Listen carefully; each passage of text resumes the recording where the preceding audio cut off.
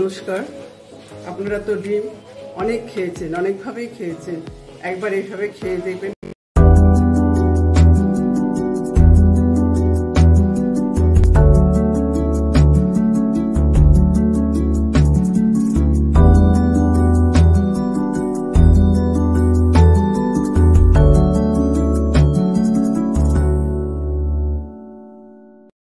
সেদ্ধ করে ফেলে নিয়ে একটু নুন আর হলুদ দিয়ে রেখেছি, এটাকে ভেজে নেব।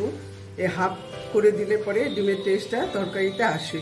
এইটা আমি ক্যাপসিকাম, টমেটো আর পেঁয়াজ দিয়ে রান্না করব। অসাধারণ হয় খেতে, খেয়ে দেখবেন একবার।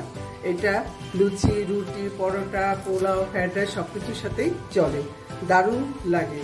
এখানে আমি কড়াইটা বসিয়ে দিলাম, ডিমটা ভাজবো। আমি এক কলা সাদা তেলই দিয়ে দিলাম। এখন আমি ডিমটা এর মধ্যে ভেজে নেব। এই হাফ করে দেওয়া আছে, এইভাবে আমি ভাজবো। ফুটবে।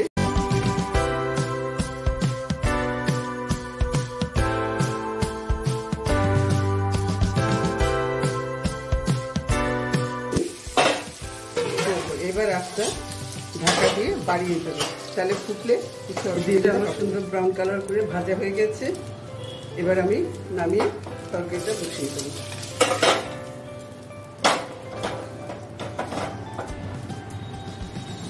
দেখুন কি সুন্দর ভাজা হয়েছে, একটাও বেরিয়ে যায়নি কুসুম। এবার এখানে আমি বেশি তেল দেবো না, এটা বেশি তেল লাগে না, এক কলাই দিলাম, সাদা তেলই দিলাম। দিয়ে এবার এইগুলো দিয়ে দেবো, সবজিগুলো সব যা কেটে রেখেছি দেখানো।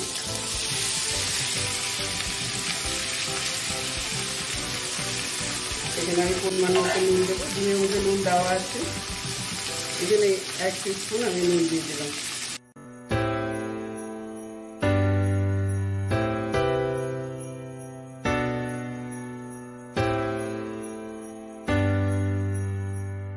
খেতে একটু মিষ্টি মিষ্টি হবে।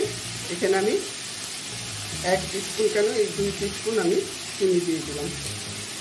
একটু মিষ্টি মিষ্টি হয় আগে বলেছি, মানে টক ঝাল মিষ্টি হবে। আর এখানে 2 চামচ টমেটো বাটা দিয়ে দিলাম।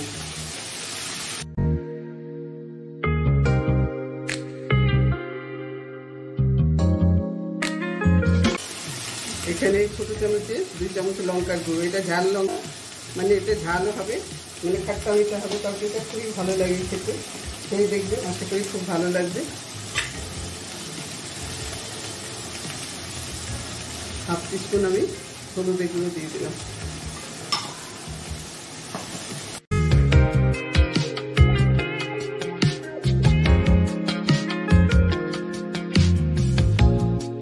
একটু পরিমাণ মতন আমি টমেটো সস দিয়ে দেব।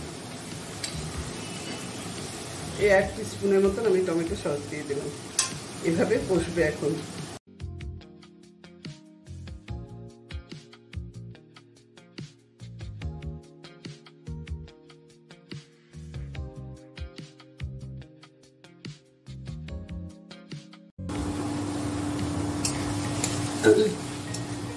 আমার টমেটো এগুলো সব নরম হয়ে গেছে, সুন্দর।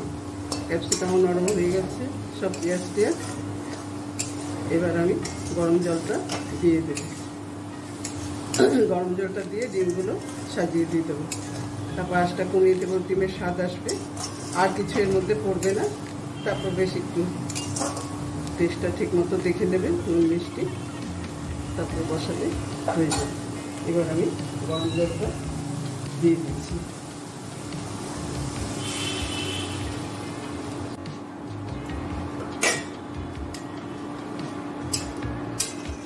দেখতেও অসাধারণ হয়, খেতেও অসাধারণ হয়।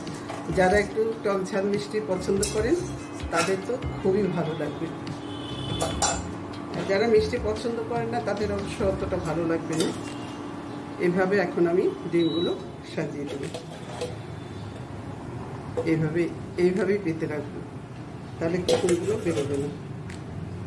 আর আঁচটা একটু মিডিয়ামে দেব, আর একটু ঢাকা দিয়ে দেব। আঁচটা একটু মিডিয়াম দিলাম, এবার ঢাকা দিয়ে দেবো। মাখো মাখো হলে নামিয়ে ফেলবো।